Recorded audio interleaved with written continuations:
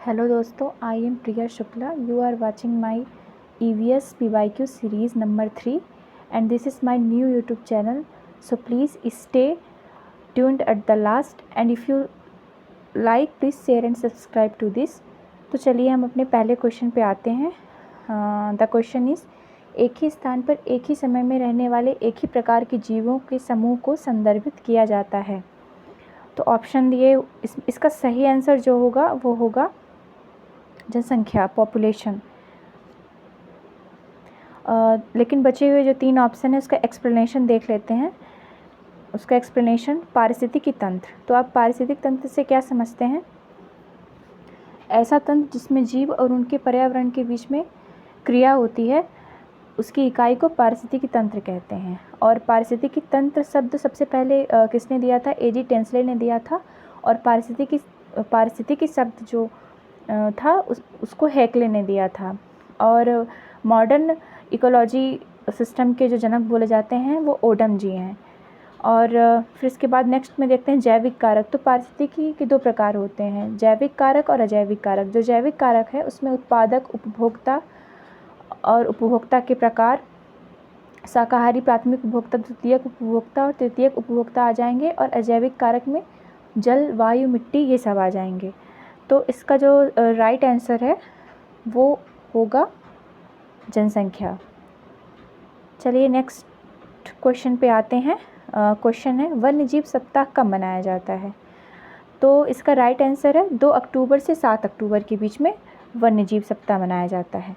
लेकिन जो बचे हुए 3 ऑप्शन है उसके एक्सप्लेनेशन देख लेते हैं. तो दिया है 15 अक्टूबर से 21 अक्टूबर. तो ऐसे कोई सप्ताह नहीं चलता.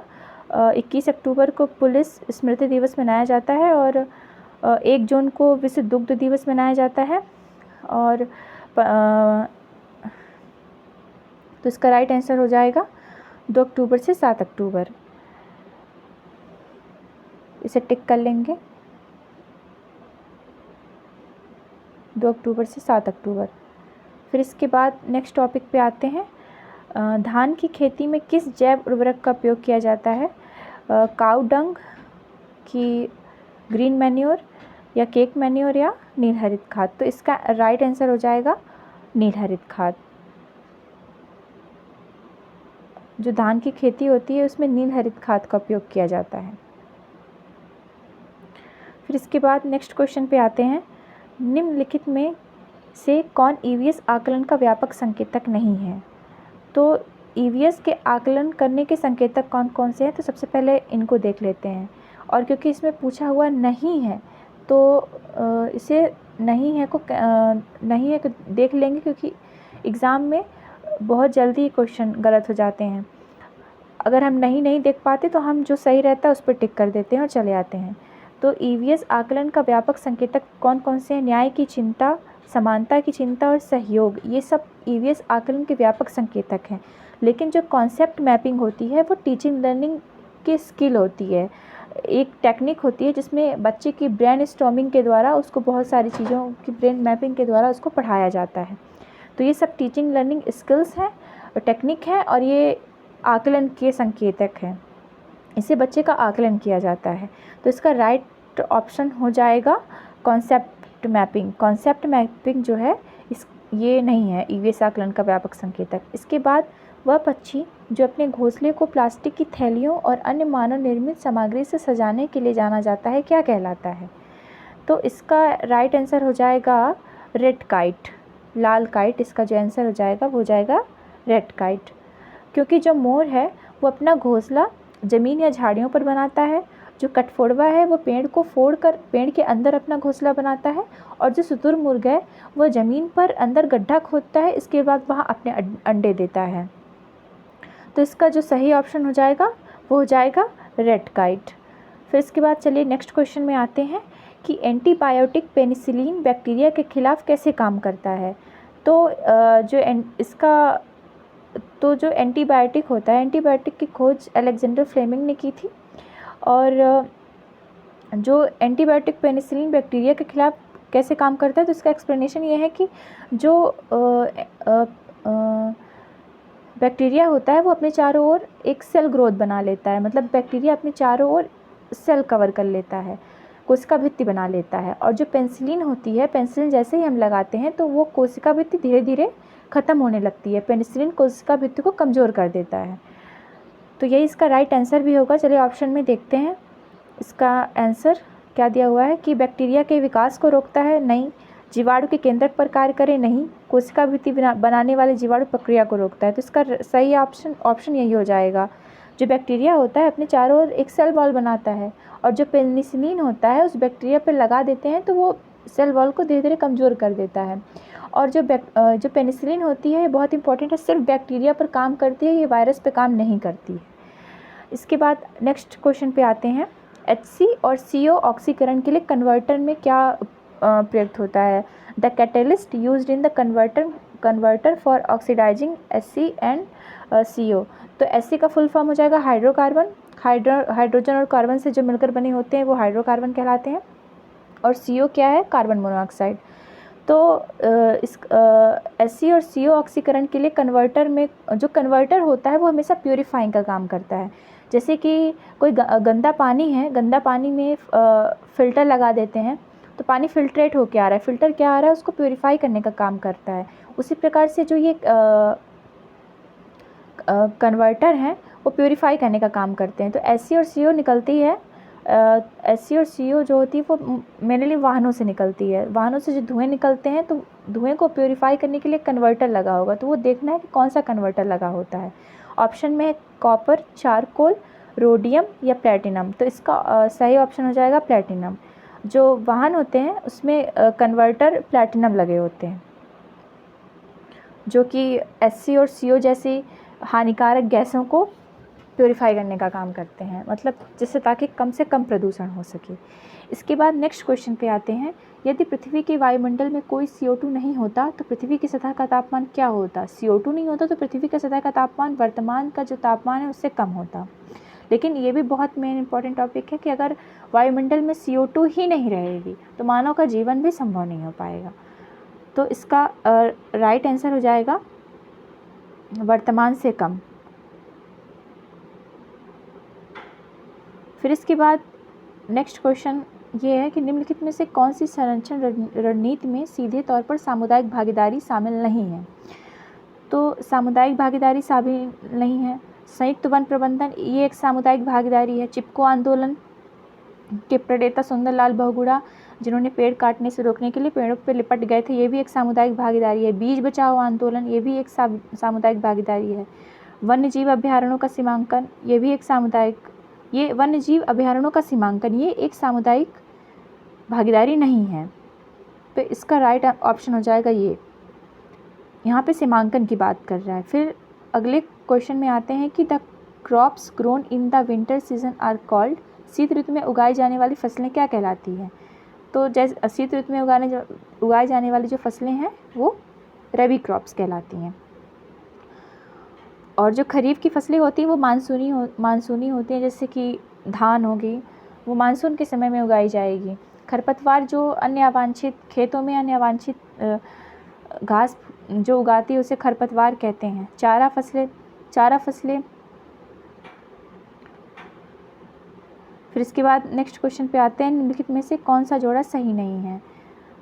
तो देखते हैं कि पालक में क्या पाया जाता है? लौह तत्व ये बिल्कुल सही है। संतरे में विटामिन C ये बिल्कुल सही है। दूध में विटामिन D ये भी सही है। और केला में विटामिन A नहीं पाया जाता। केला में विटामिन C पाया जाता है और विटामिन B6 पायराडॉक्सिन।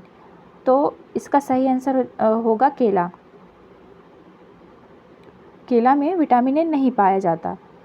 फिर इसके बाद क्वेश्चन है कि जलीय जंतुओं में श्वसन होता है, तो ऑप्शन दिया गया है लंग्स। तो जलीय जंतुओं में लंग्स के द्वारा श्वसन नहीं होता। बुक लंग्स जो होता है वो आर्थ्रोडॉक्स में, जैसे कि केकड़ा हो गया, मकड़ी हो गई, इनमें बुक लंग्स पाए जाते हैं। और एयर ब्लैडर जो होता है वो मछली को पानी में संतुलन बनाने के काम में आता है। तो इसका आंसर ये नहीं होगा, इसका आंसर हो जाएगा गिल्स। तो राइट ऑप्शन इज़ गिल्स। फिर इसके बाद नेक्स्ट क्वेश्चन में आते हैं कि निम्नलिखित में से किस भारतीय शहर में परमाणु ऊर्जा केंद्र नहीं है? तो ऑप्शन में दिए गए हैं कैगा। तो कैगा जो है वो कर्नाटक में है। और यहाँ एक परमाणु ऊर्जा केंद्र है। रावतभाटा राजस्थान में है। और दुर्गापुर जो है, दुर्गापुर में परमाणु ऊर्जा केंद्र नहीं है, दुर्गापुर पश्चिम बंगाल में है और ये एक इस्पात उद्योग है। और नरोरा यूपी में है, यहाँ भी परमाणु केंद्र है। और परमाणु केंद्र होता क्या है, परमाणु केंद्र में बिजली बनाई जाती है और उसमें यूरेनियम का उपयोग किया जाता है और इसमें नाभिकीय विखंडन होता है। नाभिकीय विखंडन और नाभिकीय विखंडन से ऊर्जा बनाई जाती है जिसमें यूरेनियम का उपयोग किया जाता है। तो यही होता है परमाणु ऊर्जा, जो कि दुर्गापुर में नहीं है। तो इसका राइट ऑप्शन हो जाएगा दुर्गापुर पश्चिम बंगाल में। फिर इसके बाद नेक्स्ट क्वेश्चन है, गैनीमेड किसका चंद्रमा है? शनि ग्रह का? तो नहीं, शनि ग्रह में 146 से अधिक चंद्रमा है। शनि ग्रह का सबसे बड़ा चंद्रमा है सैटर्न। बृहस्पति, हाँ बृहस्पति गैनीमेड का चंद्रमा है, बृहस्पति का चंद्रमा गैनीमेड है। तो इसका राइट ऑप्शन ये हो जाएगा शुक्र ग्रह का। यहाँ पे मोस्ट इंपॉर्टेंट बात यह है कि शुक्र ग्रह का और बुध ग्रह का अभी तक कोई भी चंद्रमा नहीं पाया गया है।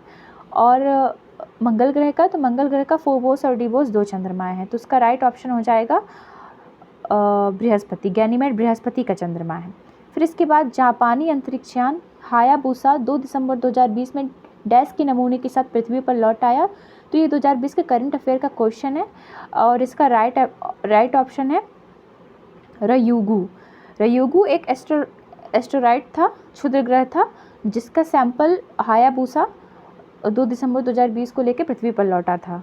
तो ये 2020 के करंट अफेयर का क्वेश्चन हुआ था। सोचिए 2021-22 में पेपर हुआ और इतना पुराना करंट अफेयर कितने डीप में घुस के क्वेश्चन पूछ रहा है। इसके बाद देखते हैं नेक्स्ट क्वेश्चन, अग्नि पी मिसाइल की सीमा कहाँ तक है? तो सबसे पहले अग्नि मिसाइल के बारे में जानते हैं। अग्नि मिसाइल सरफेस टू सरफेस मार करने वाली एक बैलिस्टिक मिसाइल है जिसकी जो मारक क्षमता होती है वो 1000 से 2000 किलोमीटर के बीच में होती है। और जो इस बैलिस्टिक मिसाइल का जो निर्माण है वो DRDO के द्वारा किया गया है। तो अग्नि पी मिसाइल की जो प्रकार होते हैं, अग्नि 1, अग्नि 2, अग्नि पी, अग्नि 3 और अग्नि 4। तो जैसे अग्नि 3 से 4 में जाते हैं इसकी मारक क्षमता 3000, 4000, 7000 तक बढ़ती जाती है। पर अग्नि पी मिसाइल की जो रेंज है वो 2000 किलोमीटर है और इसका निर्माण DRDO के द्वारा किया गया था। तो मिसाइल्स के बारे में भी पढ़ना पड़ेगा, इसको नोट डाउन कर लीजिएगा। और जो भी क्वेश्चंस मैं आपको पढ़ा रही हूँ आप एक पेन कॉपी ले लीजिएगा और उसमें नोट करते जाइएगा कि कौन से टॉपिक से क्वेश्चन पूछे जा रहे हैं और इस बार कौन कौन से टॉपिक तैयार करना है।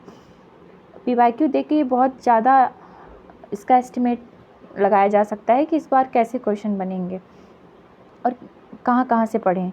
इसके बाद अगला क्वेश्चन है, निम्नलिखित में से कौन भारत का पहला निजी तौर पर निर्मित क्रायोजेनिक रॉकेट इंजन है?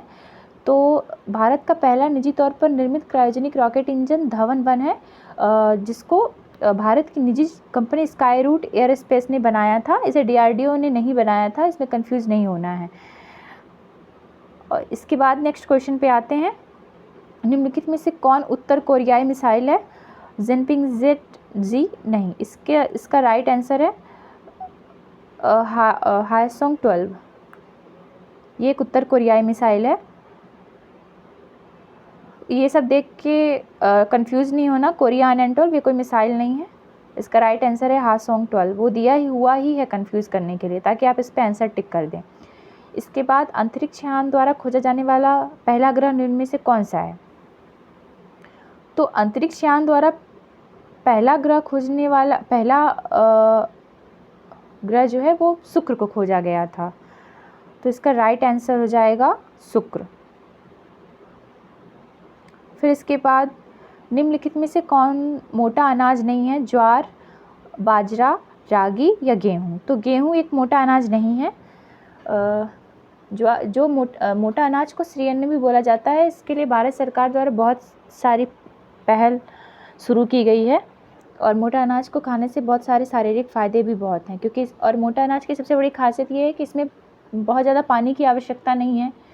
तो जैसे जहाँ वर्षा की मात्रा कम होती है वहाँ पे मोटा अनाज उगाए जाते हैं। आइए नेक्स्ट क्वेश्चन पे चलते हैं। पर्यावरण अध्ययन पढ़ाने में निम्नलिखित में से कौन सी विधि महत्वपूर्ण है? तो पर्यावरण एक ऐसा सब्जेक्ट है जिसको रोल प्लेइंग और इनफॉर्मल टेक्निक से नहीं पढ़ाया जा सकता। इसका राइट आंसर हो जाएगा एक्सपेरिमेंटल। पर्यावरण एक ऐसा सब्जेक्ट है जिसको हम प्रयोग के द्वारा ही पढ़ा सकते हैं। तो इसका आंसर हो जाएगा C number, answer number C, प्रायोगिक। फिर इसके बाद नेक्स्ट क्वेश्चन पे आते हैं कि निम्नलिखित में से कौन से स्रोत विधि का स्रोत विधि का उद्देश्य इसमें से कौन सा है? डेटा एकत्र करने के कौशल का विकास करना, विद्यार्थियों को आलोचनात्मक सोच विकसित करने में सक्षम बनाना। तो ये दोनों ऑप्शन सही होंगे। इसमें इसका राइट ऑप्शन दोनों ऑप्शन हो जाएगा, both 1 and 2। The right option is सी।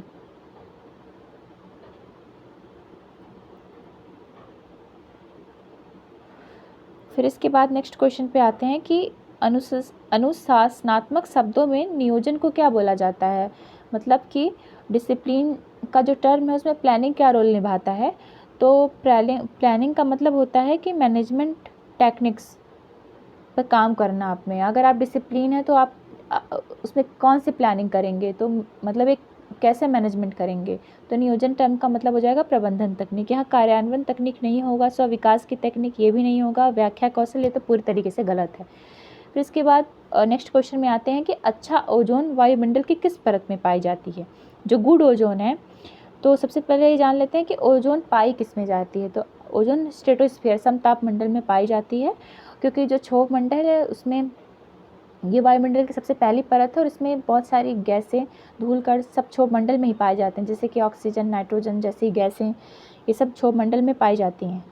तो इसका राइट आंसर हो जाएगा कि गुड ओजोन जो है वो समताप मंडल में पाई जाती है। फिर इसके बाद नेक्स्ट क्वेश्चन पे आते हैं कि निम्नलिखित में से किसमें वे सभी उपाय शामिल हैं जो जोखिम वाले तत्वों को खतरे या भेद्यता को कम करके जीवन या संपत्ति के आपदा संबंधी नुकसान को कम करते हैं?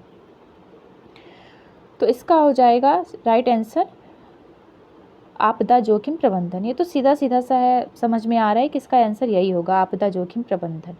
इसके बाद क्वेश्चन है कि खनन क्षेत्रों में कभी कभी अत्यधिक खनन कार्य से भूमिगत खानों की छतें ढह जाती है, जिससे हल्के झटके महसूस किए जाते हैं, और इन्हें किस प्रकार का भूकंप बोला जाता है? तो आइए देखते हैं। तो सबसे पहले दिया है कोलैप्स भूकंप। तो जो नियत भूकंप होता है वो उसे क्या बोलते हैं? मतलब कि जो प्राकृतिक द्वारा न होकर मानव निर्मित द्वारा क्रिएट होता है उसे नियत भूकंप बोलते हैं। विस्फोट भूकंप क्या होता है? बड़े बड़े परमाणु ऊर्जा में और बड़े बड़े माइनिंग्स में जब उत्खनन कार्य होते हैं तो उसमें विस्फोट किया जाता है, तो उसे विस्फोट भूकंप बोलते हैं। और बांध जनित भूकंप कौन सा होता है? बांध जनित भूकंप मतलब बांध बनाया गया और उसमें अत्यधिक जल भराव हो गया, तो इसकी वजह से भूकंप आते हैं। तो एक भूकंप महाराष्ट्र के कोयनाबाद का भूकंप सबसे फेमस भूकंप है, जिसमें बांध बनने के बाद अत्यधिक जल भराव हो गया, इसके कारण से भूकंप आ गया था। और स्लाइडिंग भूकंप ये प्लेट विवर्तनिकी भूकंप होता है, जब प्लेटें खिसकती हैं तो ऐसा भूकंप आता है। तो इसका जो राइट ऑप्शन हो जाएगा कि अत्यधिक खनन कार्य से कहाँ में भूकंप आएगा, जिसमें खानों की छत ढह जा रही है, तो इसमें नियत भूकंप इसका होगा। इसमें विस्फोट नहीं हो रहा है, तो आप इससे कंफ्यूज मत होइएगा। इसमें इसका आंसर आएगा नियत भूकंप, क्योंकि जो अन्य 3 ऑप्शन है इससे मेल नहीं खा रहे हैं। इसके बाद नेक्स्ट क्वेश्चन पे आते हैं कि पेट्रोलियम और प्राकृतिक गैस से प्राप्त होने वाली उपयोगी पदार्थ क्या कहलाते हैं? तो जो पेट्रोलियम और प्राकृतिक गैस से प्राप्त होगा उसको पेट्रो रसायन बोलेंगे। तो right option is the petro रसायन। फिर इसके बाद नेक्स्ट क्वेश्चन पे आते हैं कि कक्षा 6 के परिणाम के बाद शिक्षक समझता है कि कोई लड़की है जिसका नाम एक्स है, गणित में बहुत कमज़ोर है। इस मामले में शिक्षक निम्नलिखित में से कौन सी प्रक्रिया कर रही है? तो मतलब शिक्षक क्या कर रहा है, ये बता रहा है कि जो एक्स लड़की है वो गणित में बहुत कमज़ोर है, तो क्या वो बच्चे को माप रहा है? नहीं। क्या वो बच्चे का आकलन कर रहा है? नहीं। क्या वो बच्चे को मूल्यांकन कर रहा है? राइट। क्या वो बच्चों की आलोचना कर रहा है? नहीं।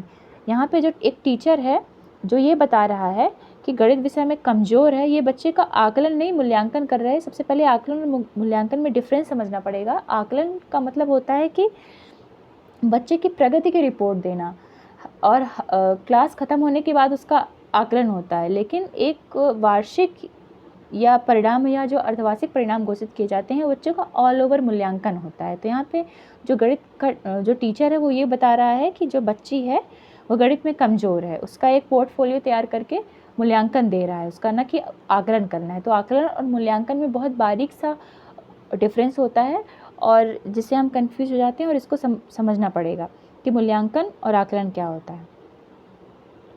फिर इसके बाद निम्नलिखित में से कौन सी गैर अनुमानित एवी सहायक सामग्री के अंतर्गत आता है। एवी मतलब ऑडियो विजुअल सहायक सामग्री के अंतर्गत कौन सा आता है, और गैर अनुमानित मतलब नॉन प्रोजेक्टेड। तो प्रोजेक्टेड कौन कौन से है, एलसीडी पैनल, स्लाइड प्रोजेक्टर, फिल्में, ये सब प्रोजेक्टेड हैं। और जो कठपुतली है वो नॉन प्रोजेक्टेड है। तो इसका सही आंसर हो जाएगा कठपुतली, जो कि एक श्रव्यदृश्य सहायक सामग्री है। फिर इसके बाद नेक्स्ट क्वेश्चन पे आते हैं कि निम्नलिखित में से कौन सा आकलन का अल्प संरचित उपकरण होता है। तो जो स्लाइटली स्ट्रक्चर टूल होते हैं उसका मतलब ये होता है कि बच्चों के ऊपर किसी भी प्रकार का कुछ न थोपा जाए, उसके स्वतंत्र विचार होते हैं, जिस वो टीचर्स को बताने के लिए बाधित नहीं होता है। तो मानकीकृत परीक्षण नहीं, जहाँ पे भी मानकीकृत आ जाएगा वो अपने आप में रॉन्ग आंसर है और वो कैंसिल हो जाएगा। फिर इसके बाद है परीक्षा नहीं, परीक्षा भी एक मानकीकृत पैमाना है, ये भी गलत हो जाएगा। यहाँ पे हम कंफ्यूज हो सकते हैं दो ऑप्शन में, छात्र का स्व आकलन व कन्वर्सेशन। तो छात्र जब अपना स्व आकलन करता है तो ये ज़्यादा अल्प संरचित, ज़्यादा अच्छा उपकरण ही है, तो इसके साथ हम जाएंगे छात्र स्व आकलन। फिर इसके बाद नेक्स्ट क्वेश्चन पे आते हैं कि बालक, तो ये सीरीज़ हम अपनी यहीं पे ख़त्म करते हैं। अगला टॉपिक, अगला मैं ईवीएस का पीवाईक्यू मैं अपने नेक्स्ट वीडियो में लेके आऊँगी। अगर आपको मेरा वीडियो पसंद आए तो प्लीज़ इसे लाइक और सब्सक्राइब ज़रूर करिएगा और शेयर भी करिएगा। Thank you so much.